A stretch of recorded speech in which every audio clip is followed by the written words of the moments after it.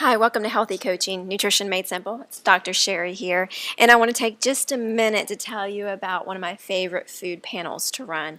This is called an IgG food panel. It's for 96 different foods. It differs greatly from an IgE food panel. An IgE food panel is the type of panel you might get when you go to your primary care doctor or your allergist and you're asking about any kind of food allergies or food reactions. They will run what's called an IgE panel, and that is a good panel. It is about more of an immediate reaction. So the classic example of somebody who eats a peanut and cannot breathe and they are rushed to the ER. That's an immediate life-threatening type of reaction. And while that is good information, the IgG panel is completely different. The IgG panel is about a delayed food reaction. So these are more chronic, low-level health conditions like joint pain and depression, digestive issues. They're chronic, low level, and they take a little while to develop. So you could eat a food on a Monday, and Tuesday night or Wednesday you could experience the joint pain or the stomach issues or the depression. So it makes it very difficult to go back and think about what you may have eaten or done on that Monday that could be affecting your health. Now this panel is fairly controversial because it is not the be-all, end-all, meaning that it is not 100%. It is more information, which I think is great. We all need a little more information, and I found it an invaluable component of my practice. But what I see most commonly is that when a food shows up as positive, and positive, when you're going to look at this panel with me today, positive is over a 0. We consider that positive. So if you see a food that is positive, it is a reactive food for you. If you see a food that's in the 0 category, we can't say that it's 100% a safe food just because it doesn't show up here. There are so many different mechanisms of food sensitivities. We can't completely rule out the problem with a food that's in a 0 category. So you can see how it gives us a lot more information about reactive foods, but it's not 100%. And really no food panel is 100%. You really have to do the experiential component of the diet. And the gold standard in this field for food sensitivities is a challenge and elimination type diet where you eliminate a food and then you challenge it to see how you feel. So we're always going to combine a panel like this with an experiential component of challenging foods, eliminating foods, adding them back in, and that will vary depending on the person. But I wanted to show you this panel, and you can see this patient in particular has got some issues definitely with dairy. Dairy is a big deal here for her because it's well over a 0. I want to mention also with this IgG food panel, unlike an IgE food panel, that immediate reaction, an IgG food panel we can heal from.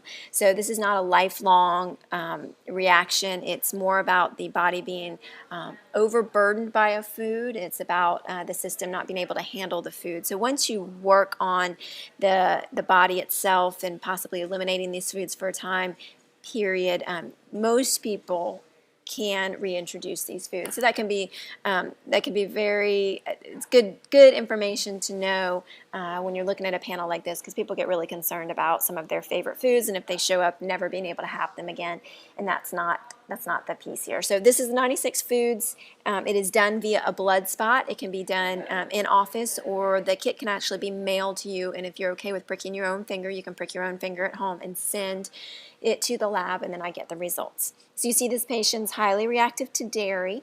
You can see her fruits are actually, she's got a few fruits that are high. Again, this is why I feel like this test is very valuable because we might not think to eliminate some of the foods that tend to be non-reactive. How would we know that cranberry or lemon is a reactive food for her? That's why it's really great to couple this kind of test with other types of food challenges. She's having a big problem here with egg. She's okay with some of the fish and the crustaceans. Here's some of the good part, the yummy part of the panel, which is the miscellaneous. You can see, coffee and chocolate and honey and sugar and yeast, and see how any of those foods are reactive for you. We come down here a little bit lower, and you can see we have a grains, legumes, nuts, and we have the vegetable section. And again, most people wouldn't think about any vegetable being problematic, But it's quite possible, and you can see cabbage and mushroom not really working for this person, at least for right now. Almonds, which we consider, pretty low allergenic type food, and often replace lots of other foods with almonds, like dairy with almond milk, and gluten with almond flour. But you can see clearly for this person, almonds are just simply not working.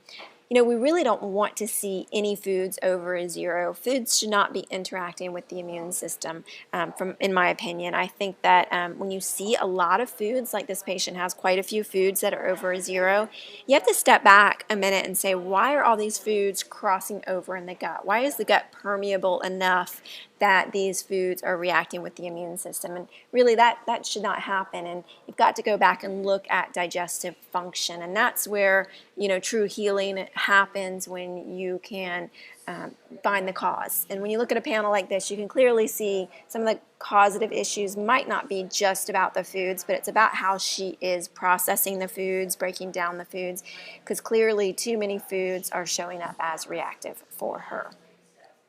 So an ideal panel, when I run something like this, I like to see 3 or 4 foods that show up as reactive.